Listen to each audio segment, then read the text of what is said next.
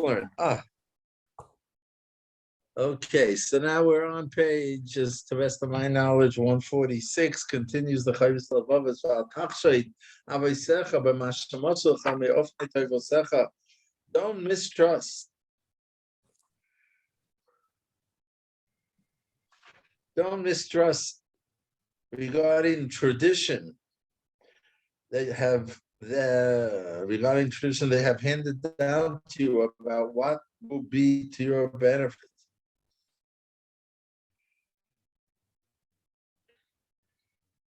Okay?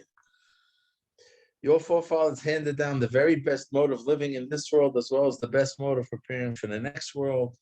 So trust in Jewish tradition. Don't contradict the advice that they gave you. For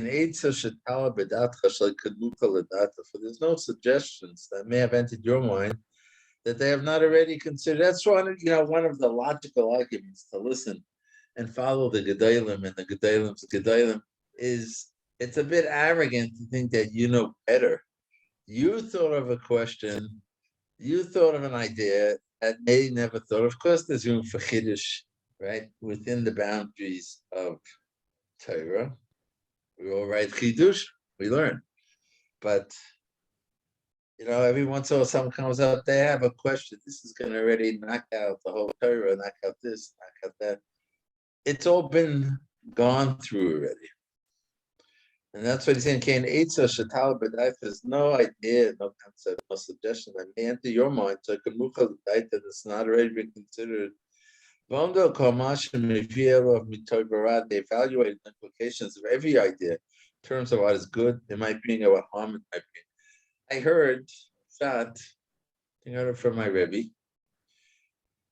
Pirkei Avos, Moshe Kibbutz Torah Misinai, Masarol Yoshua. Could be I heard it from the Mashkiach from Don Sega. Right? So Moshe Kibbutz Torah Misinai, Masarol Yoshua, Zaken. Why is this the introduction to Pirkei Avos? Right? All the Torah was Moshe Kibbutz Sinai and placed it down. Why is it Dafke and Pirkei Avos that they write that? And he was explaining Pirkei Avos is something.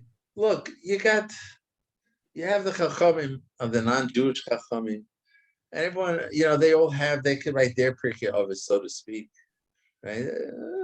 Teachings, good ideas. So Dafke here, and he said, and why would it be so terrible if it didn't say that it came from Har Sinai? I mean, Shimon HaTzadik, all our Gedolim Tanoim, it's not enough that they're saying it. You have to emphasize here that it came from Har Sinai. If it didn't come from Har Sinai, Shimon HaTzadik's coming and telling you, having Misunim B'din. I don't know what he said. He's the first Tana. If not to Knesset Gedolim, the first Tana. Hillel Leimer. This one he says that's what it is. If it doesn't have a source in Har Sinai, in the Messiah, then it's not Torah. It has to be part of the tradition. Even the greatest people, they're passing on what they got from their Rabbeim. It might be going through their neshama, right? But it has to be a link. It can't be a new thing. It has to be a link. Sam Seifi used to say, Chodesh Asam in Torah. That was his battle cry. Chodesh Torah really, literally means Chodesh, the Din of Chodesh, new crop. Or Pesach is also in a Torah, but he was fighting the reform and the emancipation, all that stuff going on then. So his cry was the Chodesh also in Torah. And therefore, Dafke here, where there's reason to say, okay, they were wise people, they're giving us advice, they're teaching us. No, if it's not a link from Har Sinai, it's lacking in Torah. And therefore, he's saying over here, they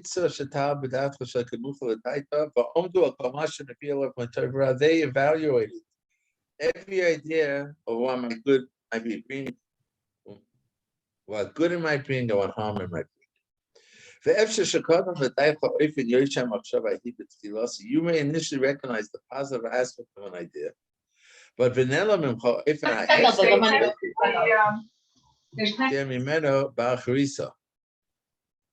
the generator. Uh-huh. In the line. Yeah, in case there's a block. Not everyone's. Ganovsky, you want to mute yourself? We're getting your background noise. You want to mute? You want to mute because we're hearing the people in the room. I'm on mute.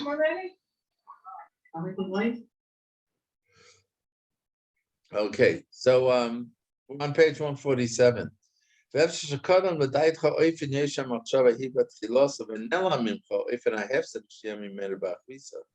might recognize the positive aspect of an idea. Sounds like a great idea, but you may be missing at the end what it might bring you to. But you without enough consideration can only see the positive side. You're sure that your idea is great. You know, but Chazal tells Chacham Eino B'Roishay, Ezu Chacham Haroya Es Hanoilad. Obviously, the greater you're a Chacham, the greater you're going to see the Noilad. And what you may think, you might be a Chacham in your own eyes, right? And you think that you're a Chacham and you can even show what a beautiful idea it is. So many times we've seen that our Gedolim had the foresight. They were able to see beyond this. They were able to see much further ahead to see that as nice as this looks, what it could lead to. Well, Tira Ta'usav often have said Tira Yeshar, right? But you can only see the positive side, you fail to see its error and its harmful aspect. At first sight, the Eitzhar's enticements may seem effective. If you look into it further, I mean, when the reform started, right? They came with good ideas. Let's translate to German. The Goyim will accept us more if we're not so different. It sounds all so nice, but we've already seen what that led to. V'amar Chocham, that means Shlomo Melech. Mishlei, Atase Gvul Olam, don't move back the boundaries that existed from the days of old. The rest of the pasuk is Atase Gvul Olam Asher also Avaisach, it brings down at the bottom. Do not move back the boundaries that existed from the days of old, which your forefathers established. And it says in Mishlei right at the beginning, Shema b'nei Musar Avicha.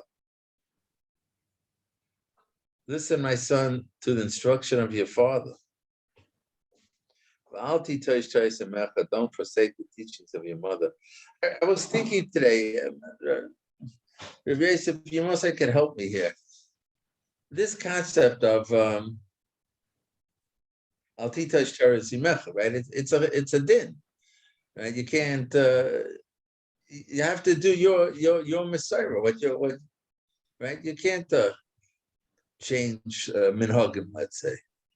You can't decide I want to be a Sephardi if you're an Ashkenazi because you have a din of titosh teresimecha. Is that right? No, I can't hear you. You're muted. Reganovsky, you're muted. I can only ask to unmute him. I can't unmute him myself. There's noise in the background. That's the problem.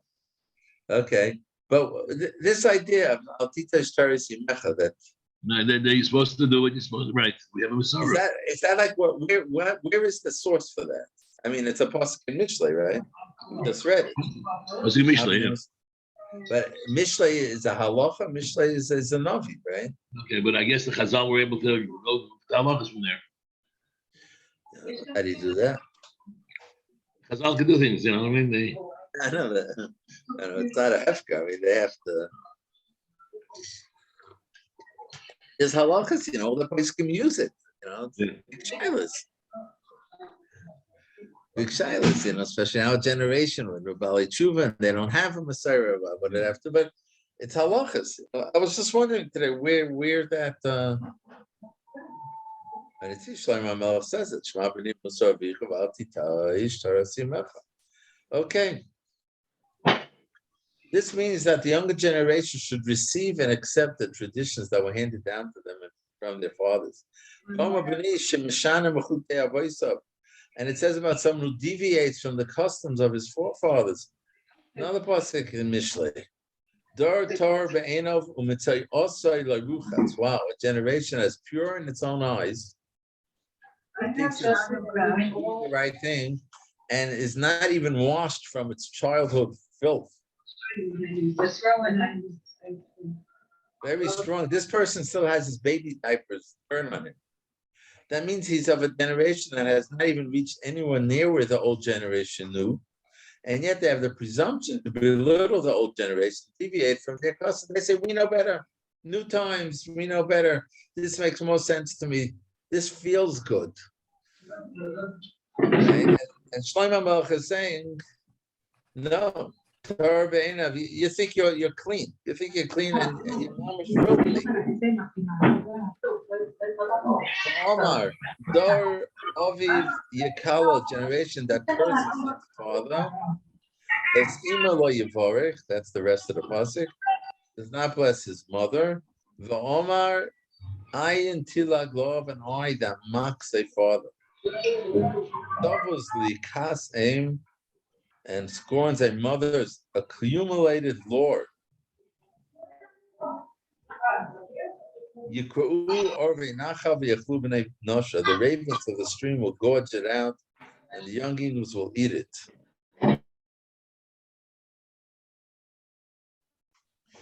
So says the Tanakh, he says, clearly warns us against an attitude of disrespect for the previous generation. In our times, in the culture we grow up with, right? So, we look at ourselves as being more enlightened, wiser than the past generation. That's by the Goyim. But Chazal and the Psukim is Nevi'im, Shlomo Melech. Right? It's the opposite. The generation don't have disrespect for the previous generations. We should always be on guard because it's a force that we may be exposed to at any time.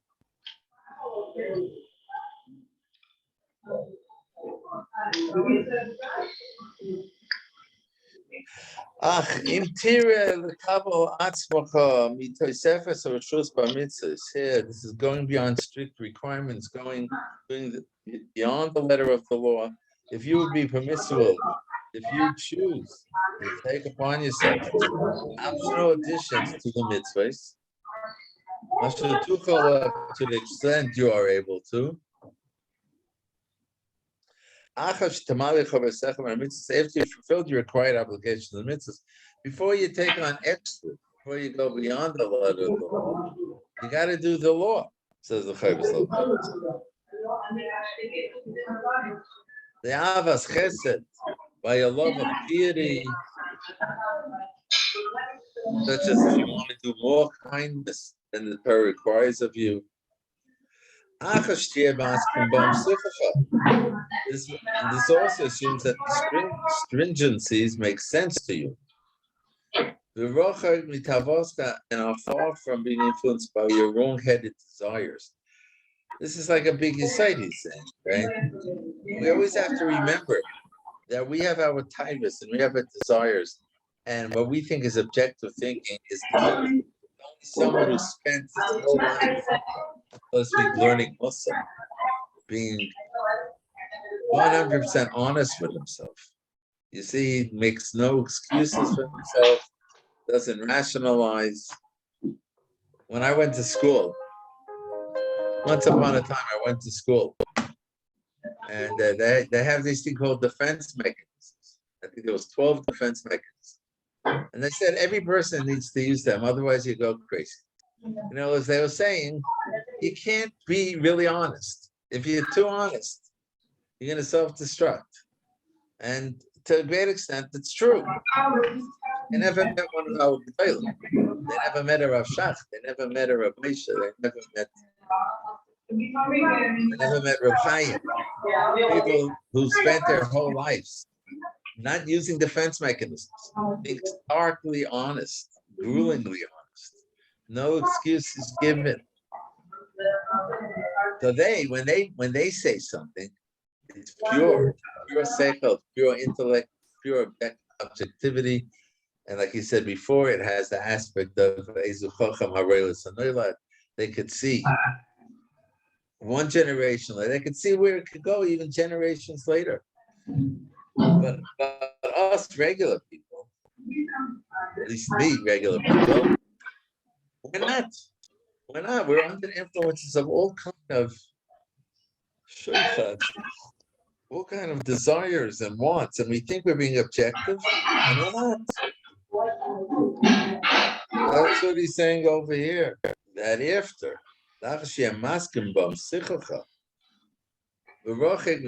and far from being influenced by your wrong-headed desires, and you don't realize that's the scary part. You don't realize that's why you need a chaver. Say rav.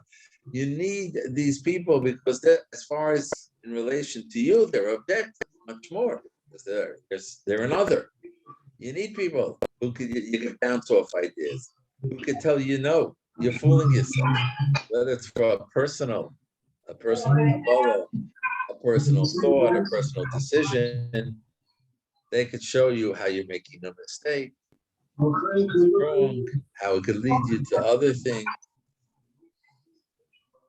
Whether it's for some type of community decision. Yeah, Toiv, then if these conditions have been met, then it'll be good. You will be rewarded for it. A person shouldn't add things when he's not fulfilling the original requirements. You have all kind of people that they want to do all kind of holy things, it's involved to learn Kabbalah, it's involved, to be very spiritual. You're doing the halacha. First, you got to do the halacha. You have to do the halacha. You can't go beyond the letter of the law if you're not grounded. Once you fulfill the original requirements, then you want to go ahead and add to them. That's the haLevavos. Then you're certainly justified. And that's the second part of Messias Yesharim from Precious. The whole idea of Precious and Chasidus is all about that. It's after you're a tzaddik, and after you're doing what the Torah requires from you, the letter of the law, there's a concept. You go the next step of the ladder. You go to Precious.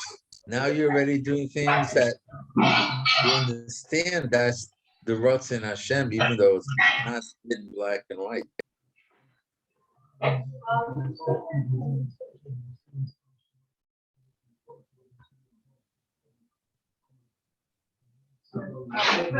Here, I have right here.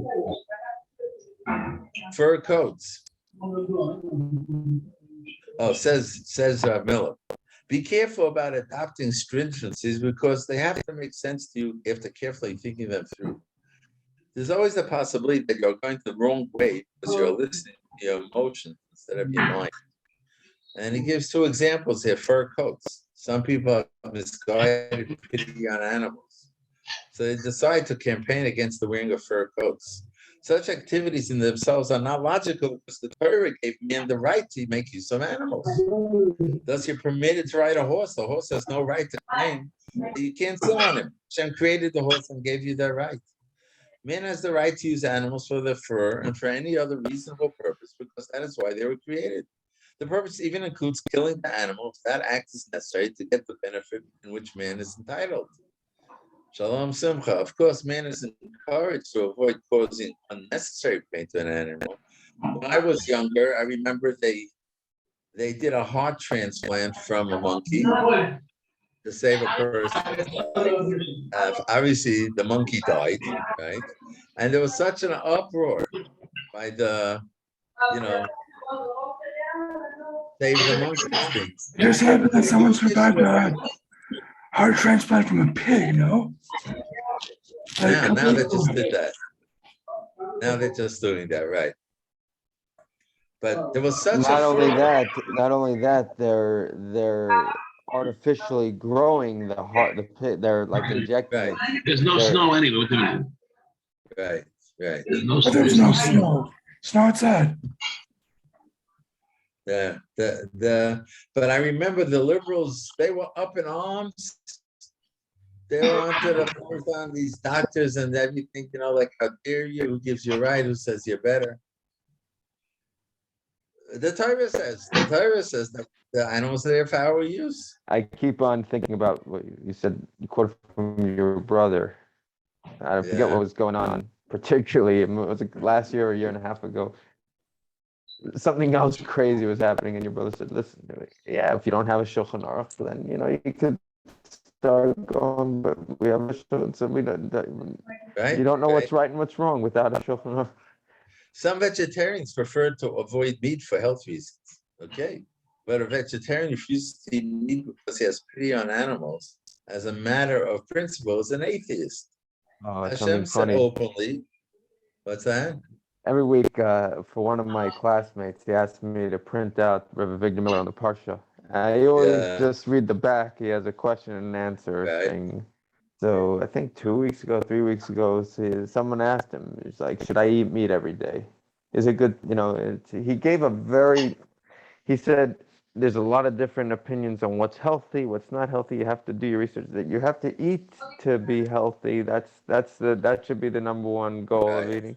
And then he's like, and also you should say out loud, you're eating to serve Hashem. And then, it's like, people might laugh at you, your wife might laugh at you, but after many years, they'll appreciate it. That's what he said. Okay.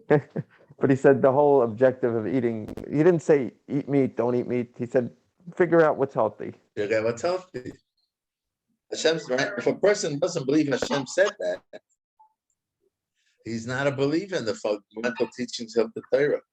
There are people who have opposed kosher slaughtering of animals, not because they are kind to animals, but because they want to harm the people. You have to be careful.